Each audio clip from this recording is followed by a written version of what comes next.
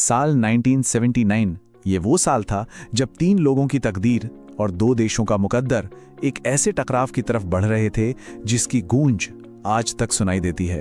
तो ये सब हुआ कैसे? चलिए इस पूरी कहानी को इसके 5 जरूरी हिस्सों में समझते हैं। तो कहानी की शुरुआत होती है 1978 के आखिरी महीनों से।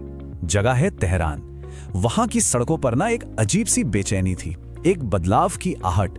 ये एक क्रांति की आग थी जो एक बीमार और जालिम राजा के खिलाफ दशकों से सुलग रहे गुस्से से भड़क उठी थी। अब इस पूरे ड्रामे के सेंटर में समझिए 3 मेन किरदार थे। सबसे पहले ईरान के शाह, जिनकी सत्ता उनके हाथों से रेत की तरफ फिसलती जा रही थी। दूसरे थे पेरिस में बैठे एक मौलवी अयतुल्ला खुमैनी, जो हजारों मील दूर से ही इस पूरी क्रांति की डोर खींच रहे थे। और तीसरा खिलाड़ी, वो थे व्हाइट हाउस में राष्ट्रपति जिमी कार्टर। वो एक तरफ अपने साथी को बचाने और दूसरी तरफ मानवाधिकारों के अपने ही उसूलों के बीच बुरी तरह फंसे हुए थे। और सच तो ये है कि उन्हें अंदाजा ही नहीं था कि कितना बड़ा तूफान आने वाला है।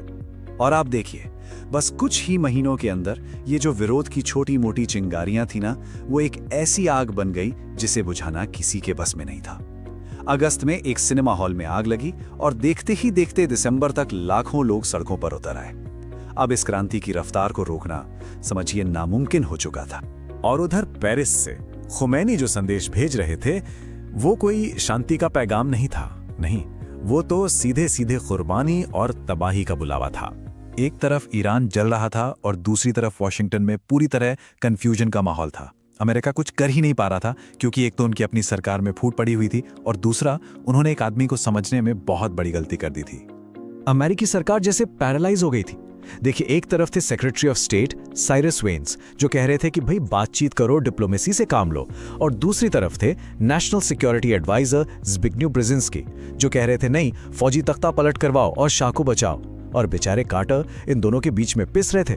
और खुमैनी, वो शख्स जो ईरान पर कब्जा करने वाला था, उसके बारे में प्रेसिडेंट कार्टर की राय क्या थी?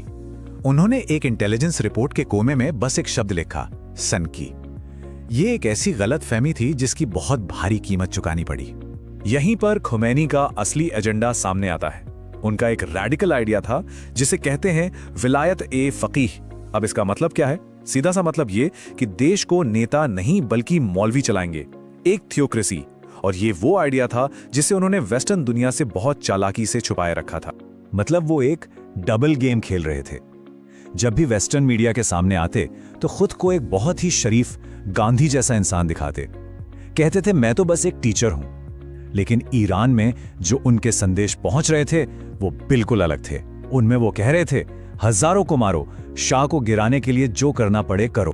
तो एक तरफ वॉशिंगटन का कंफ्यूजन और दूसरी तरफ खुमैनी की ये चालाक स्ट्रैटेजी, इन दोनों ने मिलकर ईरान में एक पावर वैक्यूम बना दिया। और इसी का नतीजा था 20वीं सदी का सबसे ड्रामेटिक पावर शिफ्ट। और फिर तो चीजें इतनी तेजी से बदली कि यकीन करना मुश्किल है। बस कुछ ही हफ्तों के अंदर 2500 साल पुरानी राजशाही ताश के पत्तों की तरह ढह गई और उसकी जगह लेने के लिए एक ऐसा भविष्य आ रहा था जिसके बारे में कोई कुछ नहीं जानता था। शाह को आखिरी पल तक यही उम्मीद थी कि अमेरिका के पास जरूर कोई सीक्रेट प्लान होगा, वो उसे बचा लेंगे। लेकिन उनकी ये उम्मीद भी तब टूट गई जब उन्हें पता चला कि सच तो ये है कि अमेरिकन को खुद नहीं पता था कि वो क्या कर रहे हैं। वो भी उतने ही कंफ्यूज थे जितने कि खुद शाह। और दूसरी तरफ थे खुमैनी। जरा दोनों का फर्क देखिए। जब वो 15 साल बाद ईरान लौटे तो प्लेन में एक रिपोर्टर ने उनसे पूछा, आपको कैसा महसूस हो रहा है? उनका जवाब था, कुछ नहीं, बस ये एक शब्द। इससे साफ था कि ये एक ऐसा लीडर था जिसके लिए इमोशंस की कोई जगह नहीं थी। अब ईरान में तो एक नए दौर की शुरुआत हो रही थी। लेकिन इस क्रांति के झटके सीधे अमेरिका तक पहुंचे और इसने प्रेसिडेंट कार्टर को एक ऐसे दलदल में धकेल दिया जिससे वो फिर कभी बाहर नहीं निकल पाए। सबसे पहला और सीधा असर किस पे पड़ा? तेल की कीमतों पर। जैसे ही ईरान में तेल का प्रोडक्शन बंद हुआ, दुनिया भर में तेल के दाम आसमान छूने लगे। ग्लोबल इकोनॉमी में समझिए एक तरह से हड़कंप मच गया। और इसका नतीजा अमेरिका में कमर तोड़ महंगाई। इसने जिमी कार्टर के लिए पॉलिटिकली चीजों को बहुत बहुत मुश्किल बना दिया। अब इस सिचुएशन से निपटने के लिए कार्टर ने कोई पॉलिसी नहीं बनाई, बल्कि देश को एक लेक्चर दे दिया। उन्होंने अमेरिकियों से कहा कि असली प्रॉब्लम पेट्रोल की कीमतें नहीं है, असली प्रॉब्लम तो देश के लोगों के आत्मविश्वास में है, एक तरह की आध्यात्मिक बीमारी है। और अगर ये सब काफी नहीं था तो कार्टर की इमेज को एक और बड़ा झटका लगा, एक बड़ी ही अजीब घटना से। हुआ ये कि जब वो मछली पकड़ रहे थे तो ये खरगोश ने उनकी नाव पर हमला कर दिया। अब सोचिए, दुनिया के सबसे ताकतवर नेता की ऐसी खबर छपेगी तो क्या होगा। लोगों ने उनका खूब मजाक उड़ाया। चलिए अब वापस ईरान चलते हैं। वहां जो आजादी की बहार आई थी ना, वो बहुत जल्दी दमन की सर्द रात में बदल गई। क्रांति अब अपने ही बच्चों को खाने लगी थी और एक नए दुश्मन को ढूंढ रही थी। डेमोक्रेसी के जितने भी वादे थे सब हवा हो गए। खुफिया अदालतें बन गईं जहां पुराने अधिकारियों को फांसी दी जाने लगी। महिलाओं के लिए पर्दा पहनना जरूरी कर दिया गया। जो भी अखबार सरकार के खिलाफ लिखता उसे बंद कर दिया जाता। मतलब देश पर एक नया बेहद सख्त और बेरहम निजाम थोप दिया गया। तो जब अंदर के दुश्मन खत्म हो गए तो क्रांति का गुस्सा एक बाहरी दुश्मन ढूंढने लगा।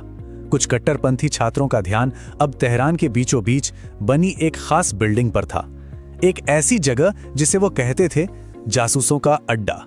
तो समझिए, स्टेज पूरी तरह से सेट था। एक राजा देश से बाहर था, एक प्रेसिडेंट अपनी ही मुश्किलों में घिरा था और एक क्रांति एक नए दुश्मन की तलाश में थी। एक नया संकट तो होना ही था, सवाल बस ये था कि कब। और यही से उस टकराव की शुरुआत हुई जिसने दुनिया के सबसे ताकतवर देश को उसके घुटनों पर ला दिया।